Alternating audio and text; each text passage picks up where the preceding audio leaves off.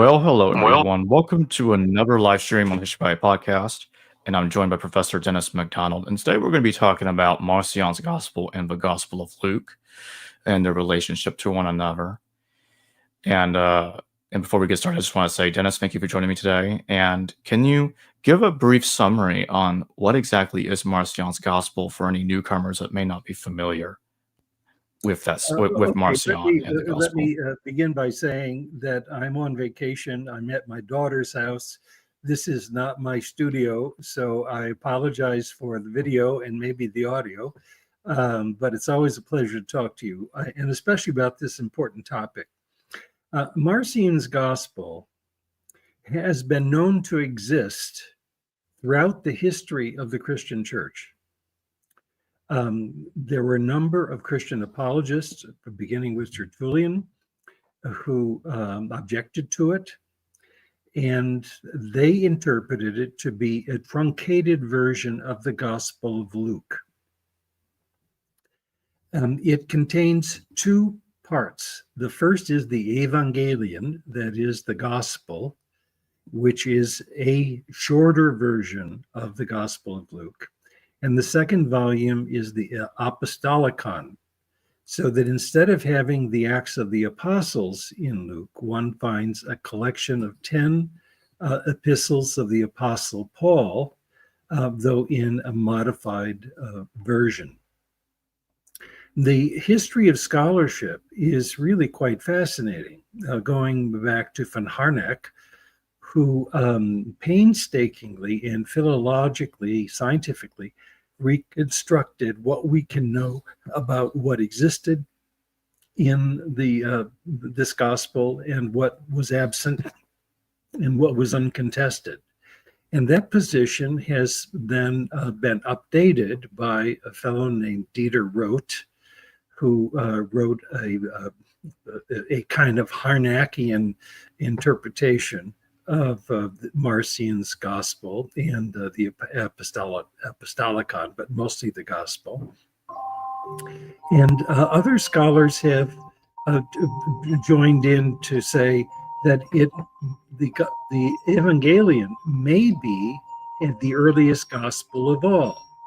That is a supplement or a substitute for the Acts of the Apostles. And so that's where the position rages. We don't have a single physical text of Marcion's Gospel. We have lavish interpretations of it by its opponents. And so we're trying to reconstruct a lost gospel, and it was a lost gospel. That's not a question. And we don't have all of it. We don't have physical evidence of it, but that shouldn't scare us off from understanding it to be a real document.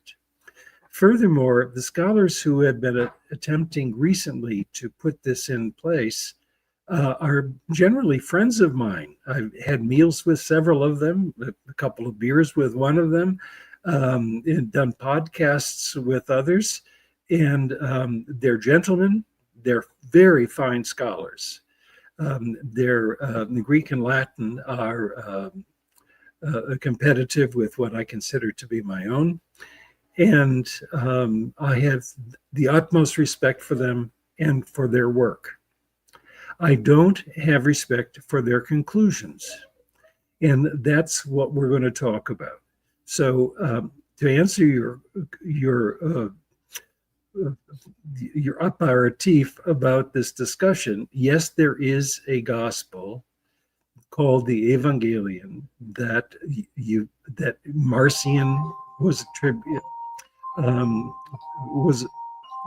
he fostered, and he was blamed for. The issue is whether it's earlier than our canonical Luke, or whether it's a truncation to suit Marcion's theology. And I'm sorry about my phone. I don't know what to do with it. Again, I tell you that I'm in enemy territory here. So there you have it. So what leads you to the conclusion that Luke is indeed a truncation? That Marcion's gospel is indeed a truncation of the Gospel of Luke?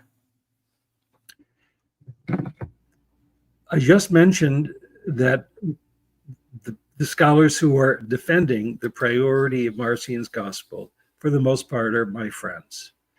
And this is not to be a broadside against them. But none of them has, to my understanding, acknowledged that the Synoptic Gospels are heavily indebted to Greek poetry, the Homeric epics above all, but other Greek poetry as well. The masters of this mimesis are the authors of the Gospel of Mark, and the author we know is Luke. And unless one understands the extent and the profundity of these imitations, one will never solve the synoptic problem. And as it is today, our topic, it never will solve the priority of Marcion problem. And here's why.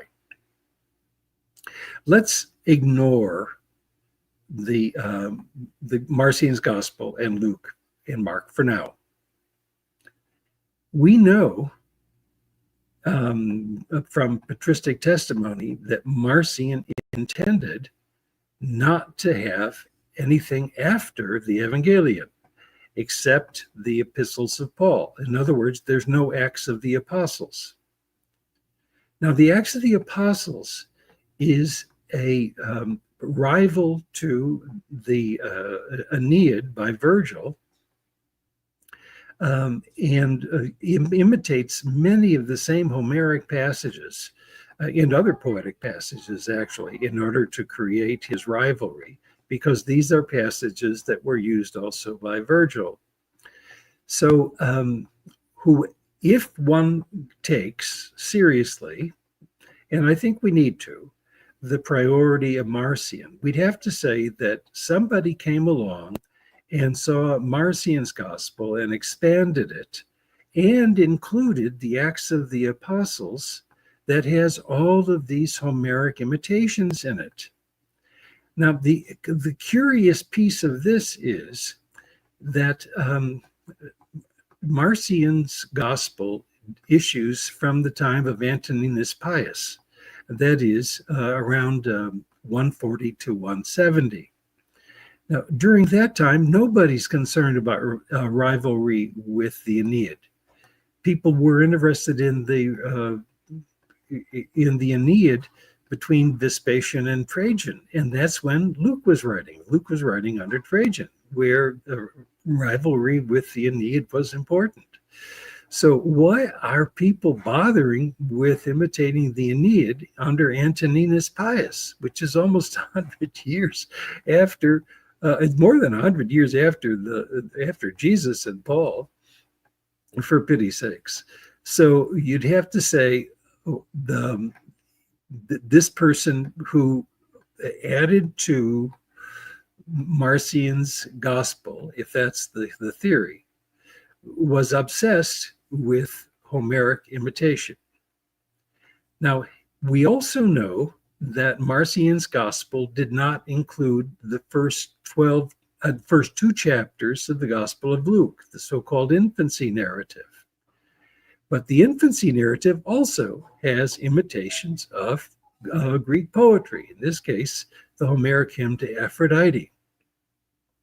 So there you have another Homeric imitation. You have other imitations strewn throughout Luke. But here's the kicker. The Marcion's gospel includes several stories that indirectly imitate Homer. You can see Homer or Greek poetry radiation in them, but you would never guess that there was that antecedent from these examples. And I have three that I'll trot out for you, but I could add many more. And this is the big argument. Either you have to say that the author of canonical Luke Acts saw Marcion's gospel and decided to do a full-blown Homeric imitation of the gospel and the Acts of the Apostles. Or you have to say that that Marcion was not fond of these Homeric imitations and truncated the stories or got rid of them altogether in order to promote the project that he was working on. Let me add one other issue, Jacob, and I'm so glad to have this conversation with you. Yes, I think Tertullian and others are right that Marcion abbreviated Luke for theological reasons. But I'm also very suspicious that he did it for practical reasons. The great church was burdened with multiple gospels, including the Acts of the Apostles.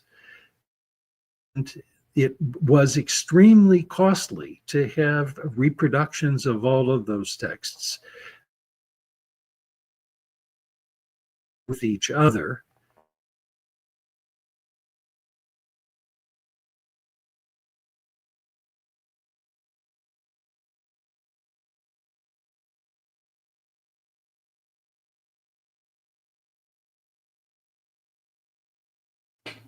Can you hear me, Dennis? It looks like there's a connection. It looks like there's a connection issue. Everybody, hold on 1 second.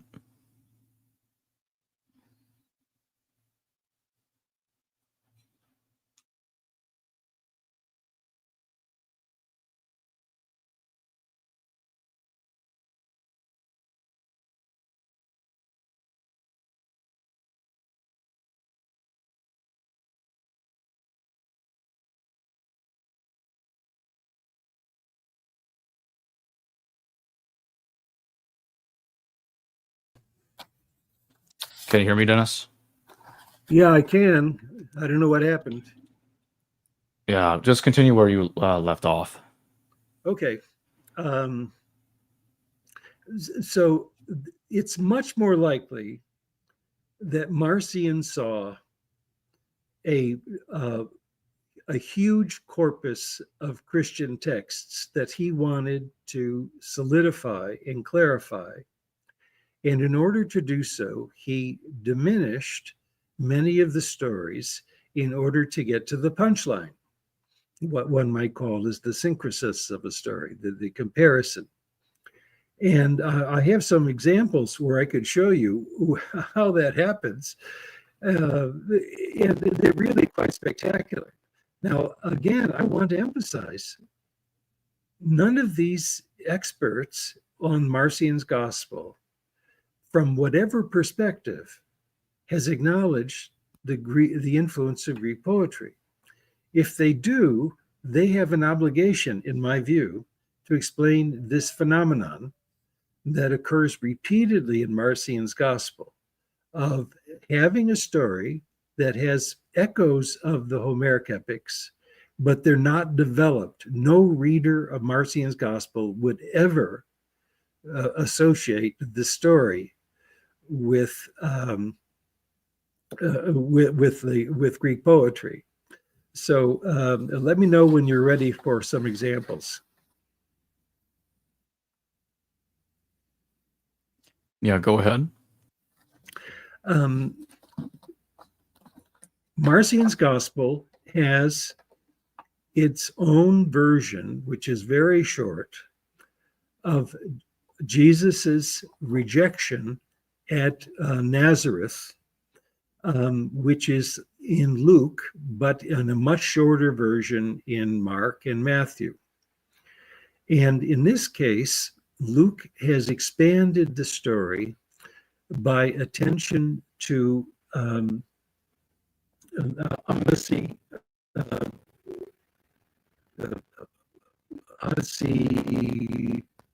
1 and 2, where, and I'll just read the parallels to you. Telemachus was given a scepter that authorized him to speak at the Jewish council in Nazareth. Luke's Jesus was given, I'm sorry, at the council at Ithaca. Luke's Jesus was given a biblion of the prophet Isaiah that he appealed to as an authority in the synagogue. Telemachus declared his intention to liberate his household of the suitors. Luke's Jesus declared his authorization to liberate the oppressed. The Ithacan prophet Halitherses reminded the suitors of his prophecy long ago that Odysseus would return to liberate his house, and declared that now all these things are being fulfilled. That's a quotation. Luke's Jesus, a quotation. This writing from Isaiah is fulfilled in your ears today. Telemachus's neighbors not only refused to help him, the suitors planned to kill him at sea when they learned that he found a ship sailing for Pylos, where he hoped to learn more about his father's whereabouts. Later, their plot failed. Luke wrote, "Everyone in the synagogue was filled with wrath when they heard these things. They rose up, threw him out of the city, and led him to the brow of a mountain on which their city was built, to throw him off the precipice. But he passed through their midst and left." Now, this is the part that's most important for us, Jacob. This is what we find in an abbreviated version in the Evangelion. Jesus went to Nazareth, where he was reared. And as usual on the Sabbath, he went to the synagogue and said to them, "Surely you will tell me this trope, 'Physician, heal yourself. Here in your homeland perform the deeds that we heard took place in Capernaum." And they rose up, threw him out of the city, and led him to the brow of the mountain on which their city was built, to throw him off the precipice, but he passed through their midst. That's the end of the quotation.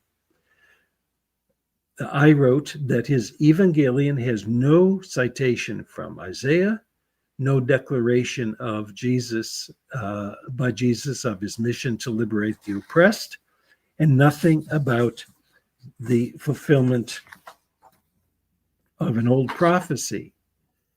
This is by no means the only instance of a clumsy shortening. So either Luke saw this in Marcion's gospel and expanded it with attention to Odyssey 1 and 2, or Marcion abbreviated it.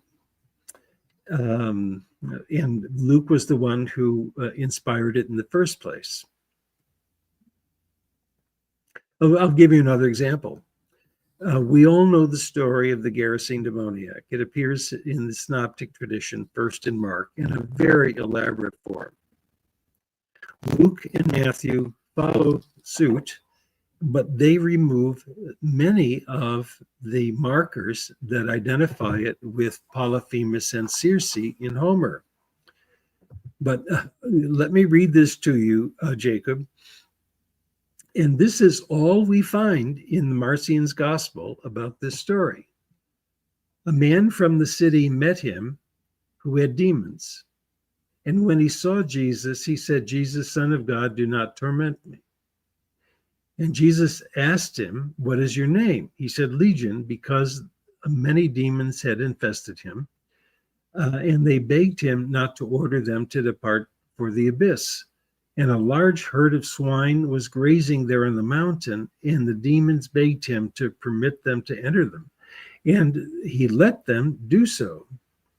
Now, absent here are the references to a boat, to the demoniacs living among caves, to his great strength, to a hostile crowd who came to the site, and so on. So you'd have to say that the author of canonical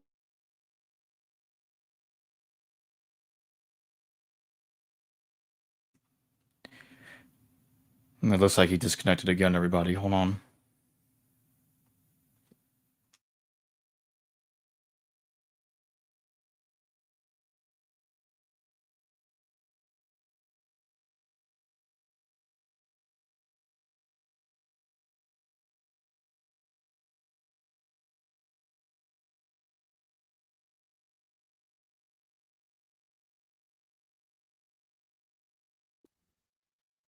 Hello again. Yeah, I got you back. Can you hear me, Jacob? Can you hear me? Yeah, I hear you. Yeah, I can hear you. Yeah, all right. Okay. So I can give you other examples, but that gives you an idea. Yeah. Could you expand a little bit more on the problems of reconstructing Marcion's gospel and also the problems with the claim that Marcion's gospel predates Mark? Well, the second one I think I've been trying to address.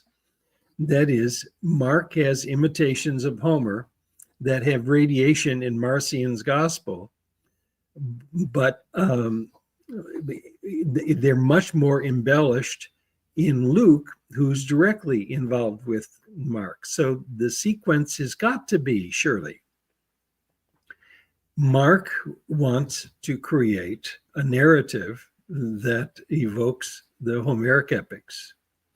Luke comes around and takes these stories and either embellishes them with the Odyssey, which is the case with the story at Nazareth, or he truncates it to some extent with the Gerasene demoniac. When you get to the Evangelion, you have abbreviations in both cases where almost everything related to Homer is removed. And I would say that indicates that Marcion's gospel has to be a truncation. But the issue of reconstructing Marcion's gospel,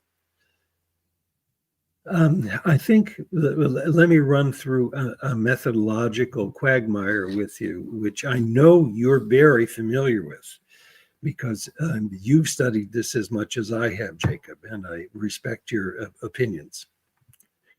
As I said before, we don't have a physical scrap of Marcion's Evangelion or Apostolicon. So everything has to be reconstructed from the testimony of his opponents.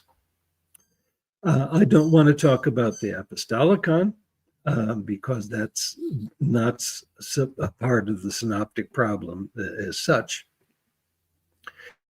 We have three kinds of attestation of Marcion's gospel. The first and the most insightful, in my view, are omissions. And the omissions are huge. We have omissions of the infancy narrative. We have omissions of the entry into Jerusalem. We have omissions of most of the ending of the Gospel of Luke and all of the Acts of the Apostles. And all of those passages are full of imitations of Greek poetry. That cannot be by accident. And I haven't even started to talk about the text of Marcion yet. There are on the opposite spectrum, there are places where the testimonia to Marcion indicate that passages were there, even though the opponents contested them. And so this then gives a structure to the gospel most secure. We also have passages where we have alluded to Marcion's gospel. It's not quotations, and so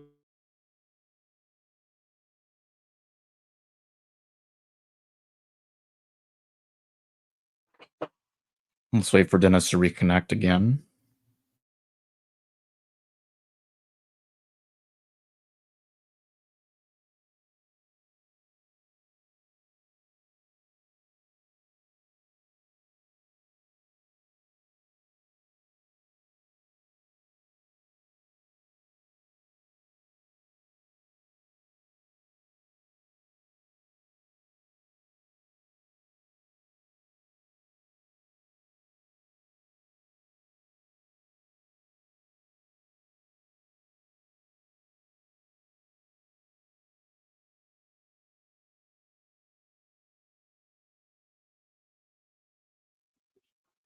Let me wait for him to reconnect. Oh, there he is. Okay, Dennis, the last words I heard you say is, it's not quotations. Right. So we don't have quotations. In other cases, we have allusions where we can imagine that there must have been something in the Evangelion that the authors are referring to, but we don't have wording for it. Then there are a number of places, and in fact, this may be the majority, where we have unattested evidence. We just don't know whether it was there or not.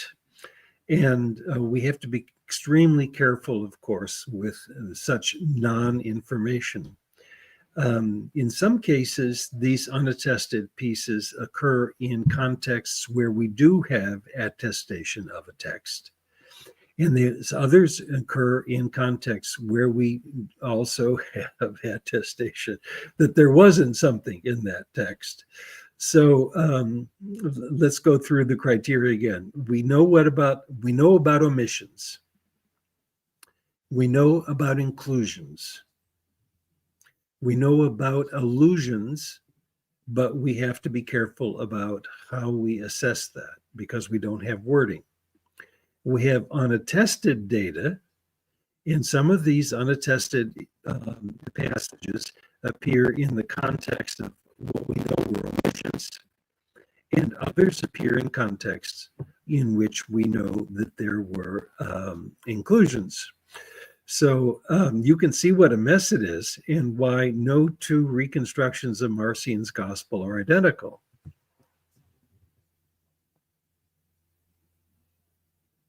I'd also like to ask you about this is Marcion's Antithesis, and I wonder if this can help provide clues to his theological motives. Because Marcion thinks that Jesus descended out of heaven. And so he doesn't have parents. And in Marcion's gospel, I don't believe it says anything about it doesn't say anything about Jesus having parents, brothers, or sisters, unlike with the biblical gospels. What do you think about that? That is such an important question. And it's one where I want to be very careful. And here's why. If Marcion, according to the Antitheses, was purging his gospel of everything that connected Jesus to the God of Israel, he failed. There are places where, if he were consistent in scrubbing the Gospel of Luke of all these images from the Jewish tradition, it didn't work. And for that reason, a number of scholars have suggested that Marcion's gospel preceded Marcion himself. Now, of course, Marcion could have gone through a development. That is, the antitheses could be an expression of his hardened positions. And he worked with scribes who agreed with him largely, but were not entirely consistent in removing the issues about Jesus's family, although they are not there. That's right, but other connections to Israel.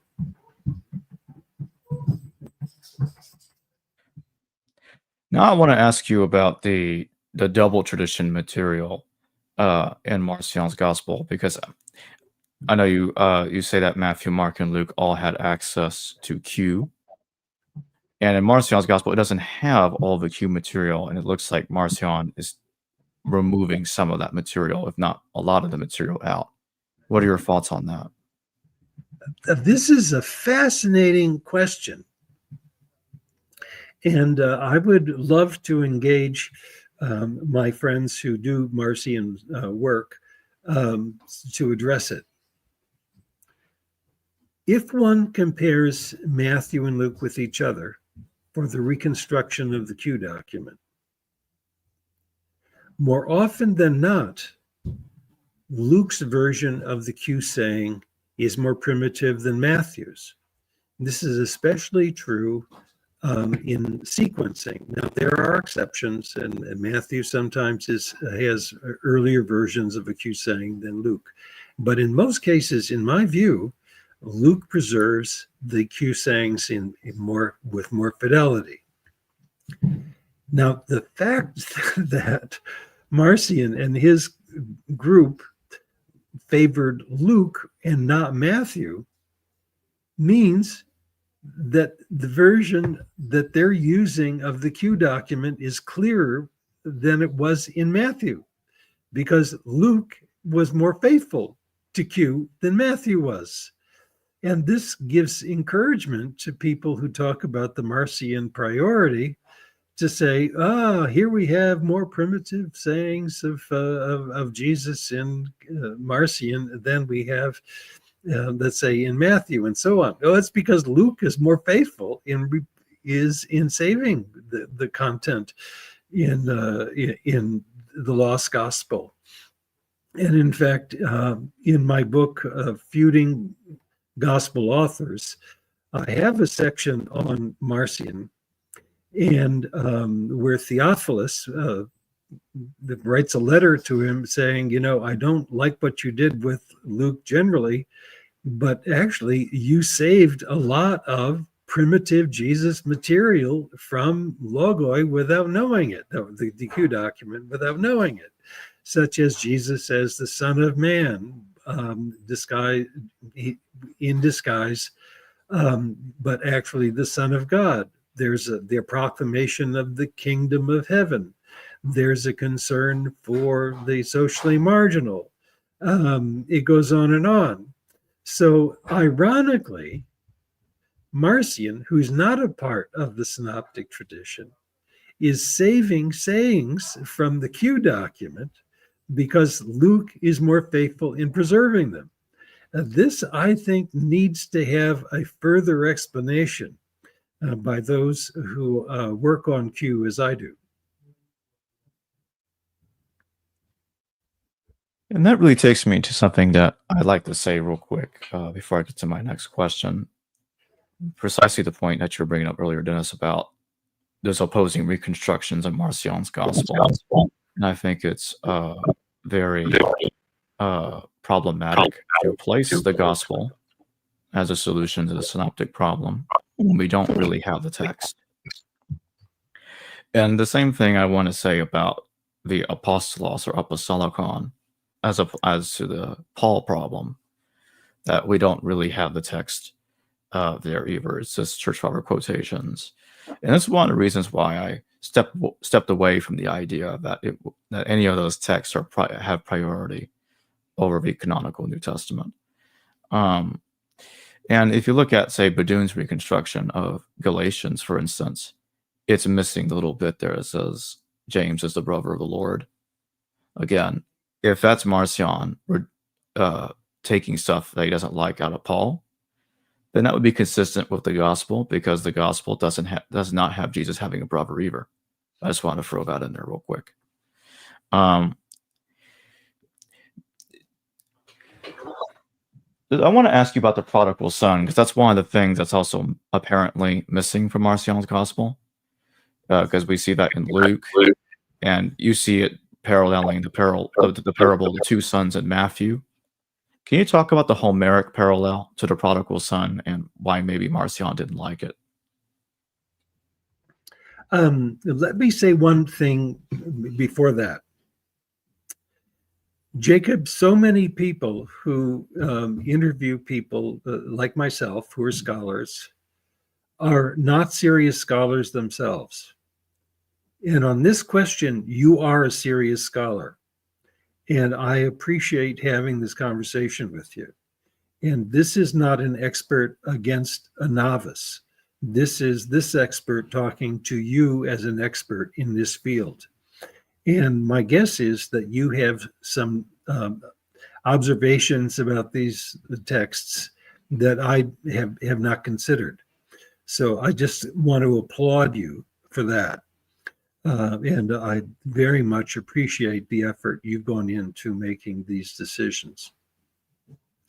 The issue of the parable of the two sons in Matthew and Luke's development of it in the parable of the Good Samaritan is fascinating in its own right. And it's a story about a young man who leaves home, gets in trouble, enjoys prostitutes, and ends up eating the mast of the mash of pigs, comes home and is warmly welcomed by his father, after which there's a feast and a robe and a ring and so on. This is what happens in the Odyssey. Odysseus goes off for 20 years. He spends time with Circe and Calypso. His men, because of Circe, are reduced to eating the food of swines. Odysseus finally comes home. His father welcomes him with a hug and a kiss. They then have a feast and and so on. And then you have resentment of the families of the suitors. So you have echoes of the Odyssey there.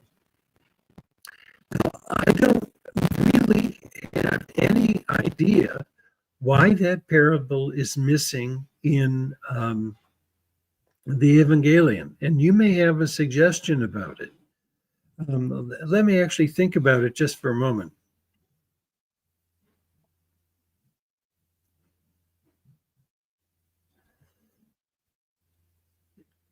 Do you think it might have something to do with Jesus as the character in the story being sinful and disappointing his father early on? Although the story itself is more interested in talking about the unrighteous. No, I haven't thought about that before. That's an interesting idea, Dennis. Yeah, that could be it. Yeah, I wonder, because the character disappoints his father, and you wouldn't want that in a Marcion context. The other thing, and this is again, this is more on the Paul thing. I wonder, since Marcion views Paul as the only true apostle, if that's the reason he removed the co-authors out of Paul's letters. Because you know how in the beginning of several of Paul's letters he says, like in First Thessalonians, Paul, Silas, and Timothy right at the beginning, and those people that are working with Paul to write these letters are missing from the Marcionite edition, and so this is something that interests me. That if he's taking those people, removing their role as co-author of the text because he just wants Paul to have the authority. I probably haven't done as much on the Apostolicon as you have, so I'm going to accept your judgment on that. But let me make two comments briefly. One is, we know that one of the strategies in the Apostolicon is deletions. I think that's what's going on in the Evangelion. Deletions, omissions. And so I think the pattern is clear in both of them, that you have these omissions. The other is, I can understand why Marcion would want to replace the Acts of the Apostles with the epistles of Paul. First of all, he doesn't have to deal. He wouldn't have recognized the Homeric imitation, so you can get rid of this rivalry with Virgil, which in his day wasn't an issue at all. The other is that he would have recognized in the Acts of the Apostles echoes of Paul himself. And why not go right to the authority of Paul himself instead of Luke's interpretation of Paul? That to me seems to make sense. Furthermore, if you're trying to distribute your scriptures, you don't want to have it to be so long. You want to get right to the heart of the issue, which he understands to be Paul's message itself. So why go through all of these, the discussions about inclusion of Gentiles and shipwreck stories and yada, yada? Why not get right to the heart of the matter? Then you can send your scribes to create scriptures that are a fraction of the size of what it would be to carry about these codices of Gospels and the Acts and Paul's epistles and so on. And I think that there's a practical function behind it. After all, Marcion was a shipbuilder. He was an Elon Musk in trying to be efficient and distribute his message. So I think I don't think theology was all that was at stake for Marcion. I think distribution of his message was even more important. And in order to do that, he needed to have a smaller book for people to copy, and one that would then allow for wider distribution.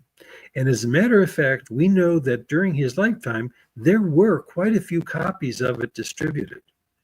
And I don't think this issue of shortening, and by the way, we know that shortening was an issue in antiquity, in the transmission of manuscripts. So I would not be surprised that the issue wasn't just theological. It may well have been economic and practical. Yeah, that makes sense. Something that I also wonder is, in the Marcionite edition, it seems like Paul is less of a mess, and that's bothered me for a while, and it's really come together for me recently. Like, for instance, and I'm going to be having Frank Hughes on soon, talking about the 7 authentic letters of Paul and how we can know that those letters are authentic. And Frank worked on the Corinthian correspondence with the late Bob Jewett. And when you look at the 1st, 2nd Corinthians, it seems like that they're both several letters that have been compressed to 2. That's the case that they made. And in the Marcionite edition, regardless of which reconstruction you use, it looks like that all those elements are missing. So it's like, as if Paul's being reduced. He looks nicer, cleaner, even maybe more consistent in some ways by removing the mess, as Paul is reduced significantly in the Apostolicon. And if that's the case, why would somebody, if we were to entertain that Marcion's edition came first, why would someone create a larger mess after that? That just doesn't make sense to me. That is a brilliant observation, Jacob. A brilliant observation. Yep.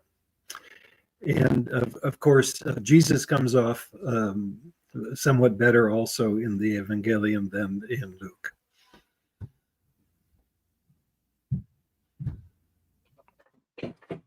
When do you think Marcion, because you dated Marcion's New Testament from 140 to 170 earlier, is that correct? And so somewhere around that ballpark. Which decade do you suspect that he really did this? 140 or 150, or you're not sure? Just somewhere in that 30 years. I guess I would put it more around 150. I actually am not sure what criteria one would use. It's almost certainly under the reign of Antoninus Pius, which is 130 138 to 161, as I recall. And I think we have dates for the death of Marcion around 161, 163, something like that. And I would think that the production of Marcion's two-volume work would have happened soon after he went from Pontus to Rome. Unfortunately, we don't know exactly when that was, but it must have been early enough for him to connect with the community, with Cerdo and so on, and to get scribes who would work for him. By the way, he gave the church 200,000 sesterces, apparently, and then apparently they rejected it ultimately. But that kind of philanthropy would turn your head, and would certainly allow for the production of lots of these manuscripts. I want to go back to the Homeric imitation. So when Luke uses Mark, and as you've gone over extensively, that Mark and Luke are heavily imitating Homer, how does Luke utilize Homer in light of Mark, but differently? What is Luke's goal with Homer's imitation? Is it the same as Mark's? Is it the same trajectory? Or do you see Luke trying to do something else in his agenda? Well, that's a very tricky question. And I'm really winging it on this score, but I think I can identify three different ways he treats Mark's imitations of Homer. One is, I'm not sure he recognized all of them, because in some cases, actually in several, he omits information that appears in Mark that Mark used to flag the imitation in Homer, and it doesn't reappear in Luke. Is he assuming that the reader would see the echoes in Homer or other Greek poetry? Does he not recognize it, and so on? I'm not so sure. Another is that he sees in Mark's imitations of Homer gaps, and he tries to fill those gaps with other information. So let me give you an example. Mark has the story of Jesus acquiring 4 disciples from fishermen. And he only says, you're now going to catch people. Now, why would adult males want to leave their family and livelihood to fish for people? And Luke saw that problem. So the way he handles the problem is that he adds his interpretation of, or his imitation of the Homeric hymn to Dionysus, where Dionysus boards a ship and he produces miracles, and the helmsman realizes he's a sinner, and so on, like Peter. And so now you have a recognition of a Homeric imitation, but it needs to be augmented with another poetic piece. Another example, though, is, and this one is really quite striking. The death of Jesus in Mark is very similar to the death of Hector at the end of the Iliad. Luke is not fond of that understanding of the death of Jesus because Jesus is a loser. He says his God has abandoned him. And in order to correct the problem, Luke imitates instead the death of Socrates. Socrates goes to his death willingly. He forgives those who are executing him. He does not say his God has abandoned him. He says that he's handing his spirit over to God. And so in some cases, Luke recognizes, so here are the 3 patterns. One, Luke may not recognize all the Homeric imitations. The second is he recognizes the Homeric imitations and has to correct them, as in the case of the disciples. In another case, he must have recognized that Mark's Jesus is like it resembles the death of Hector, but he's not fond of that. So he has an alternative imitation in the death of Socrates. So those would be the three patterns that I think you could. I really need to mention this. Luke's gospel was crafted with the Acts of the Apostles in mind. Luke intended to write a sequel, and the sequel is packed with imitations of Greek poetry. So there you have an augmentation. So in some cases you may have occulting, in some cases you may have expansion, in other cases you have substitution, and in other cases you have great expansion. And by the way, these patterns of rhetorical reuse were common. They were taught in antiquity. If you went to a rhetorical you had rhetorical training, you'd be trained in how to do these things.